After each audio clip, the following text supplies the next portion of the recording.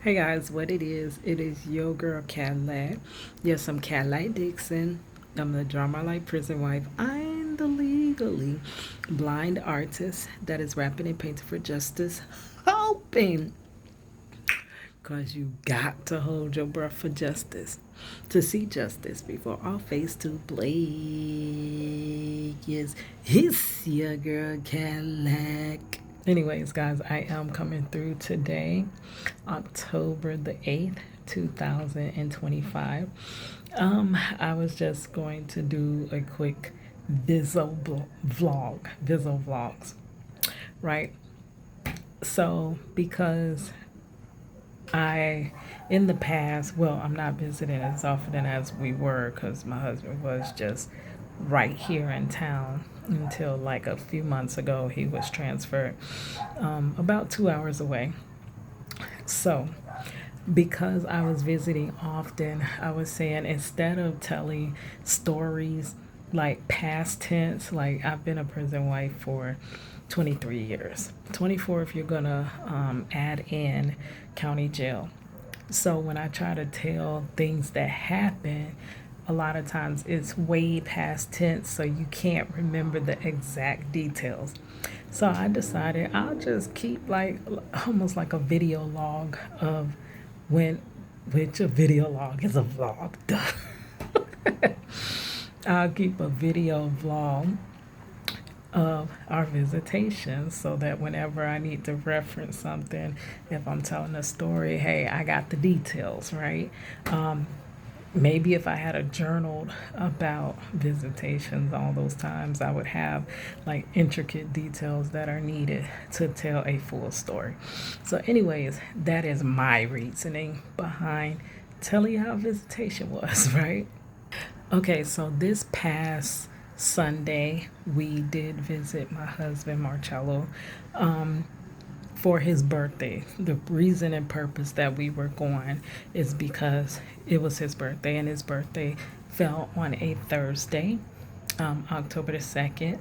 So there's no visitation on Thursday. And Friday, of course. Well, there it actually is because they're the maximum security prison. And back then, I think we did when he was max behind the wall. And he was able to get visits, he would visit on Thursday. And then once you've done your level, there's levels to max, right? So once he got down to a certain level, he was then able to visit like face to face, and I think it was on a Friday. So regular visits, because this is a facility that's behind the maximum security prison, so it is basically the same name, but it's a whole different unit. It's like a regular old prison. It's not a maximum back there. But so this is kind of a new prison. There it's not new in the fact that it's just built. It's new as in just opening back up. It was an abandoned prison that was just there behind the max prison. So they're the first occupants of it, my husband and whoever is there now. It is a small unit, and it feels like they're trying to feel their way through what to do. Maybe if, I don't know if some of the people that work there kind of was working at the maximum, and if they are trying to basically do things in the same manner that they would at the maximum is I don't know, but it feels like they're trying to feel their way through, you know, how to do things. So, anyways, all that to say, we went on Sunday. Unfortunately, I still have to work on Saturdays. I am so trying to depart from my workshop life, but for now, I'm kind of feel like I'm stuck. Most people will tell you it's your choice, but I cannot stand when people say that you choose to work, because what's the other option if you don't work, right? I've been choosing to try to make something else work, but if you have the choice to pursue it, but you don't have the choice for it to jump off or not. So if it doesn't jump off, you can't It's like you have the choice to build a raft if you're trying to get off a sinking ship, because that's how I visualize it. But if the raft, if I try to build the raft and the raft never formulates, it's not my choice that it didn't formulate. I chose to build the raft. It just did not, it can't sustain me, right? So until it can sustain me, I have to stay on the sinking ship, like for real. And that is why I still have to work. Work to live and live to work, girl. Hustle hard until it hurts. Work my fingers all the way down to the bone. And once I pay my bills, ain't nothing to come home with. Girl, I also need to do a video about that, because I literally was complaining about this. People, well, I wasn't really complaining. I was voicing my grievances about having to work so much and having to work overnight and wanting to be in the bed, sleep, and wanting to be with my child and wanting to have a life and wanting to not be tired and wanting to not be down in Red Bulls just to get through the day, raising up my blood pressure, on blood pressure medicine now because I drink coffee and Red Bull to stay awake just to survive. And when I'm at home with my child, I'm going to bed. Like, I was told that that's how it is. Like, you gotta work, you gotta do this, you gotta. And I was like, how y'all so happy with working your lives away? But now I hear so many people trying to jump aboard and join the same train I've been on for the longest. I mean, in so many areas, I feel like I was so far ahead of my time. So it's almost like I was there warning people in many aspects of life, and they just brush you off and they just say, oh, you're just complaining, go with that negativity. They like to do that too. That's negativity. A lot of times they frame the truth as negativity. But now they sitting up there saying the same, have the same grievances and stuff. Like, ain't that crazy? But until you can make something to get afloat, you have to work, right? So I haven't gotten out of working on Saturdays. That is my dream, and working all the time anyway, like any day. Maybe if I work like maybe 2 to 3 days and I had proper amount of time to, for everything. Because I do also, I'm sorry, I'm detouring again, but I do also feel like back in the 80s and 90s when I was growing up, there was a lot better work-life balance. I think a lot of things have taken place within those decades to push us out of work-life balance. Everybody wouldn't be so on edge and not wanting to work if there was a way to balance the rest of the parts of your life and be an employee. So it's kind of like the thin line between employee and slavery. So being a SLAVE, or I like to put $ as the S, LAVE, being that and being an employee. Like, now it feels like we're more so the $ LAVE S's, right? Then I'm just complaining. But yes, it is my desire to not have to work on Saturday, all that to say. But I do. So Saturday I had to work. They have a seasonal event that gets out pretty late. So by the time I get home, that day, I really messed up that day. The time I got off, I think, was like 11. I work in a theme park. It takes a minute. You don't just hold on to these sirens pass. I remember when, little side note again, I remember when I was interning for this guy named Shadrach. He worked at this church, and he taught me, like, he was listening to this video, and I learned how to tell which way the sirens are going, if the sirens are coming towards you or if they're going away from you. When you can't see them, how to hear them and know if they're headed which direction. That's crazy. But anyways, it's an event. It gets out pretty late. I think I got off and got to my car after walking, because you don't just clock out and boom, you're to your car and then boom, you're home. No, you clock out, you tread, you gotta walk, and then after you're walking out, you at the car, then you drive home about 30 minutes, right? But what I have been doing is, many times before I go home, I go ahead and get my video content in. One, because a lot of times if I don't do what I need to do for myself first, I will give that time to somebody else. Somebody will need me to do something, and you always have the intent of doing what you need to do after, and it never happens. So I learned that nobody is really, they're not invested in my YouTube channel like I am. They don't they gonna tell you all day long that they do care if I make it or not. But actions don't show that. Actions show that uh you just wasting your time. Like, literally, you could be taking me this place, you could be taking me that place, or we could be doing this and doing that. They don't view my YouTube channel the same way I view it. And if it never takes off for me, it's not, you think they're going to lose some sleep? They don't care like that, even though they're going to tell you they care all day long.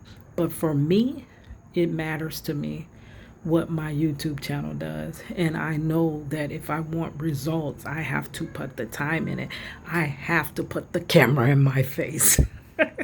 Like people say. But that's because I hold it with my hand, and I got the carpal tunnel. I can't hold my hand all the way out like that, girl. Like, this is a good distance. Like, I ain't got you all up my nose or nothing.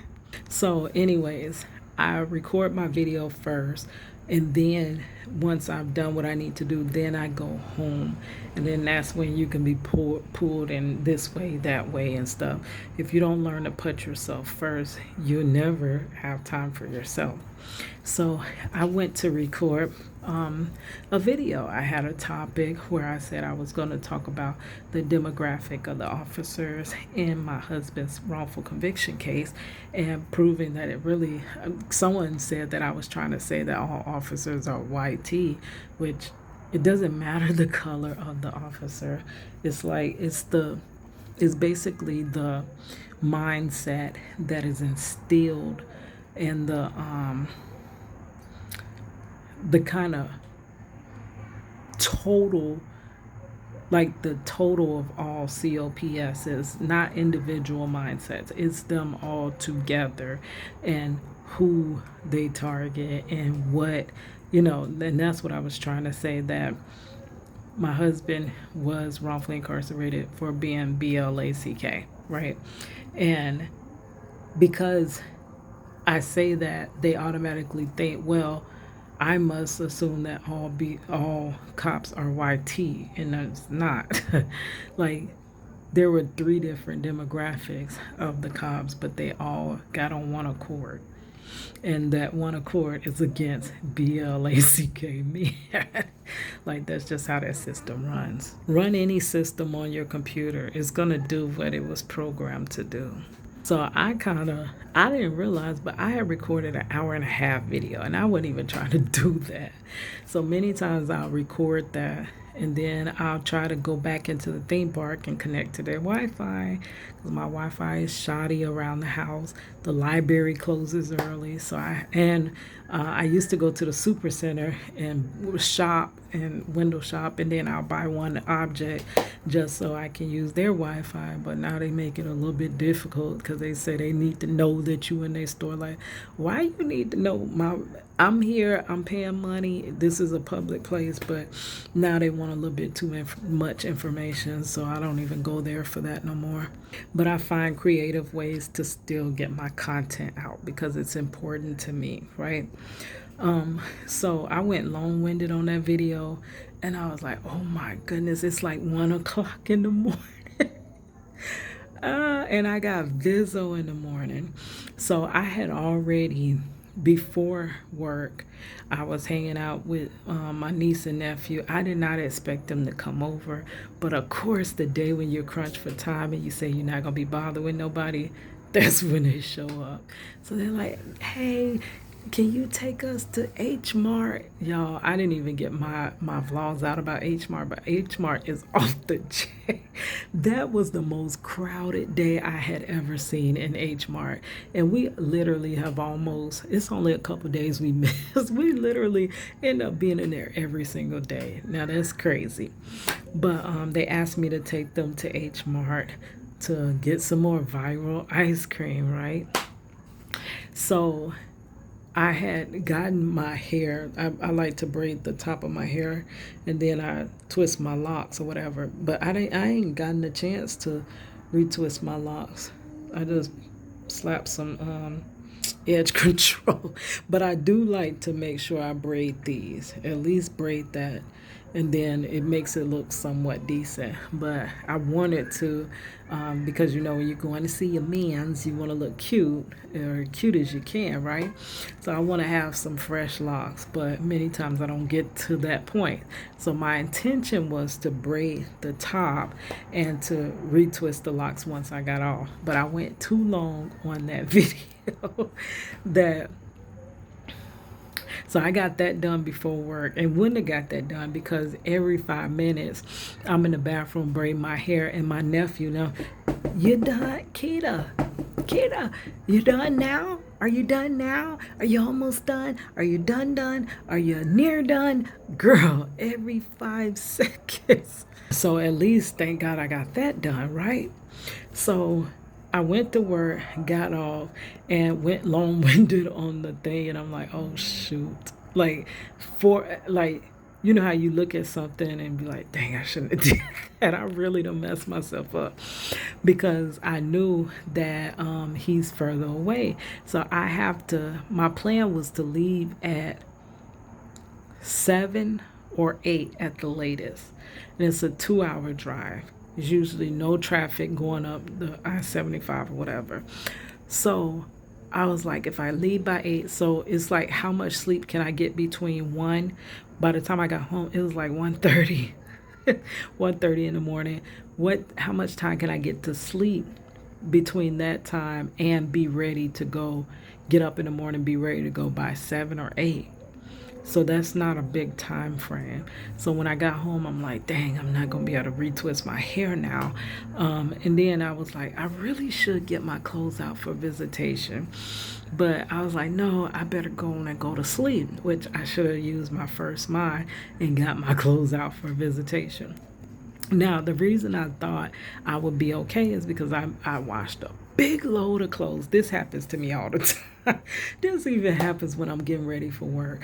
I will wash a whole load of clothes, and the one item I was washing a load for, because I don't just wash one item, I forgot to put it in the wash. So I had no shirt. I could not find a shirt. And you know, they're really picky and about what you wear to visitation. Like even when I got on now, I could not wear this to visitation because it kind of flips like this and they'll trip. It flips, so they'll trip. And then hold on, I'm trying to show you how the dress made. The dress kind of flaps across too. Like it's a decent little dress or whatever. And then the material, they wouldn't let this type of material, like if anything shows, like you barely can show anything, they'll be tripping about it. So I changed so many times, I could not find a shirt. I'm pulling out all these crazy shirts. They're sleeveless, which some facilities allow sleeveless, some don't. And none of the facilities are on the same page. That's what you learn as a prison wife. So you really don't know what you can, what you can't. So I end up finding this cute little white shirt. It has a circle neck, but if I move, it kind of falls down. So it's like, dang, I don't want them saying it's too low cut. So I'm study pulling it up like this. And it wasn't even low cut, but when you move, sometimes you show the boobs. Not on purpose though. But it's just like, that's just how it is, right? So I changed. We got ready. I got ready. I try to get ready before I wake up my daughter, because my daughter always like, I'm sleepy, I'm sleepy, I'm sleepy. Even though she was off, she had the kids or whatever. So I was hoping she get most of her stuff done that night before, so in the morning we could just jump up and go. It didn't take her too long to go, but the thing that really threw us behind was the fact that I could not find a shirt. So then my daughter's like, and now this is what I go through with her. Anything she puts on, I'm like, Money, that's too tight. No, but that's how my body's made. Ain't nothing I could do about it. They just gonna have to understand. I'm like, Money, you know where you're going, and you know that they don't give any darns about it. If it's too tight, they're gonna send you away. So she's like, do you have, because I have a sheet dress that's one piece, which that's why I had to find a shirt, because I was gonna wear that sheet dress. It's like a big long t-shirt, and they don't complain about that, right? The reason I didn't wear that was because she asked me, because she wear it, because they won't complain about it.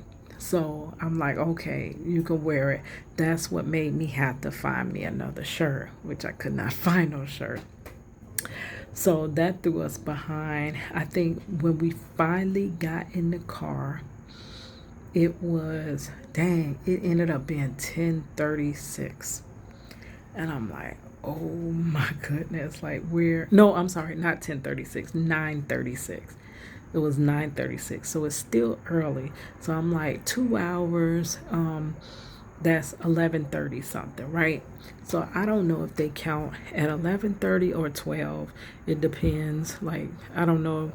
It also depends on if it's daylight savings or not. I think they roll it back and roll it forward according to the time of year it is. So I'm like, I don't know if count is at 11:30 or 12, but I just don't. That's half of the day. You want to get there early. So I'm already like, dang, it's 9:30. We didn't have time to get nothing to eat. I had a sandwich left over from lunch the day before. I grabbed that. The kids, they were still asleep, so I was like, they'll just eat at Visitation. My daughter, I offered her something, like a piece of the sandwich, but she bougie girl, so she don't want just anything to eat. So we got on the road. We put the baby's car seats in the truck. We got everything, got in the truck. So the first moment I went to the truck was 9:36. I put the first car seat in there. Somehow, by the time we get in the truck and pull off, it's already 9:50. I'm like, what the freak? Like, what time warp did we go through? Because how did we jump so quickly? It feels like you do one or two things and hours are gone. So, like, how did it take really like 15 minutes just to get in the car? But it did. So it threw us behind. So by 9:50, we're headed to get on, which it was 2 hours and I think like 7 minutes. So it was already telling me I was going to get there about 11:50. So end up, it's raining, and the GPS for some reason just kept adding more time. So it no longer was that 2 hour drive. So I'm like, oh shoot. And I was flooring it, like trying to, you don't want to speed too much, because it was so many state troopers out, and I'm like, why is it so many? It's not even like a holiday season or what, but it was so many on the road. So I'm like, dang, I can't hardly even go more than 5 over the speed limit. Like, I'm scared to even do anything. So I drive by my cruise control, because many times while you're driving, you don't really pay attention to, you're accelerating too much. So I like to put cruise control so that I know that I'm driving one flat speed and I have to literally increase on my own. And of course, you brake to stop the stop the cruise control. But I'm trying to go as fast as I can, and I'm not. It's not, usually it'll start getting to the point where I knock off 10 minutes. I said, we can't use the bathroom. My granddaughter is now, we're almost there. We're like 20 minutes away. And she's like, I gotta pee. I'm like, Money, we can't stop. Go put her on, get in the back, climb in the back, put her on one of our, my grandson's Pampers, let her pee so that we can keep going. So that's what we do. She climbs in the back. She let her pee in the pamper, and then we would still riding. We didn't stop for nothing, right?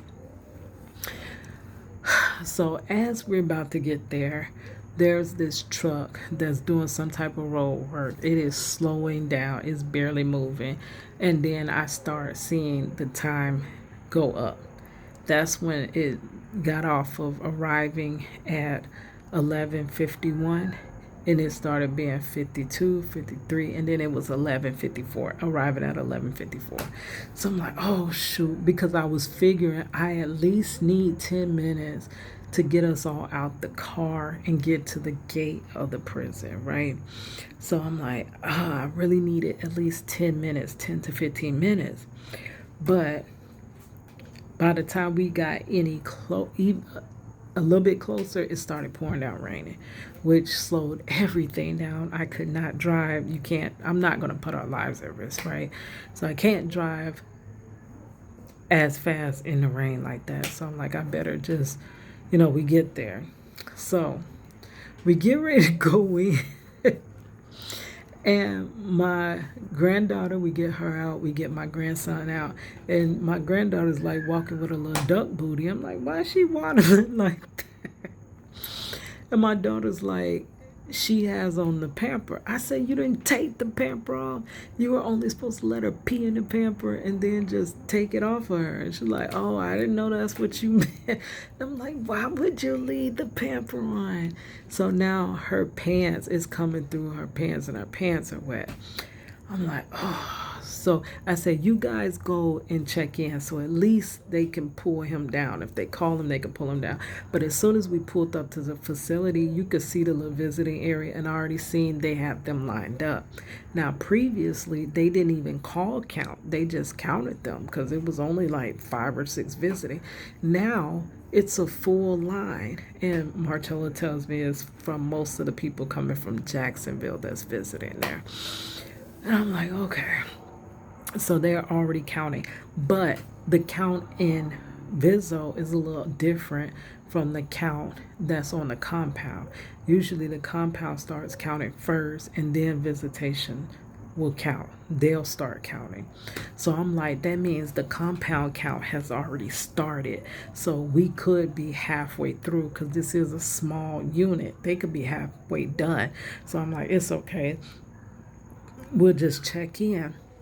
That's when we get, I had took my granddaughter back to the car and changed her clothes and all of that.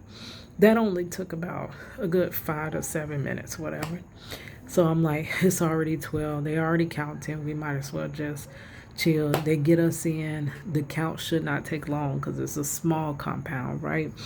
So that's when the lady, when we get to the little window, got the little slot window, she says, oh, you got to go back to your car till 12:30.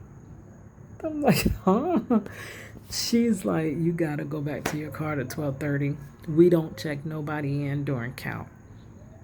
I've never seen that. That is different.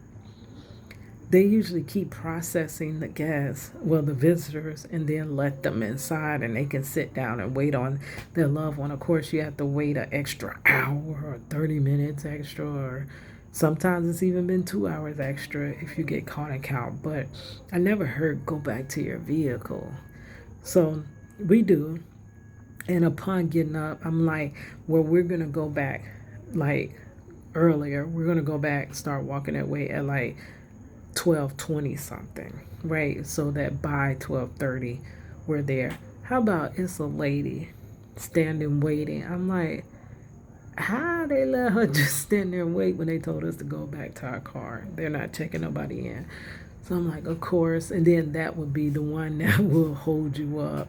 But they ended up, when we did finally get in, and they checked us in and all of that stuff. When we did finally get in, Marcella came down before her person came down, which is not usually. Usually is when someone's in front of you, they take the longest and they cause you to not get your visit or whatever. Cause a hold up on your visit. But that was all of the craziness. So by the time he finally came down, it was close to 1. It was like it was like 12:40, 12:40 something. So we had about 2 hours and 15 minutes visit, which if you are a prison wife, you know when you go to visitation that time go like that. I mean, quickly. Even if you're at visitation all day long, you eat breakfast together, you walk around, you talk, you take pictures, which, by the way, this place still don't have no picture person or whatever. He wanted to take pictures for his birthday, but they don't have a picture man yet. So I guess maybe soon they'll think about doing it. I don't know. Or do we request it? I gotta ask him how do we, I mean, why don't they have a picture man? So they need a little picture booth, a photo booth. But that's how I started doing my caricatures when I was doing caricatures of prisoners and prison wives. And everybody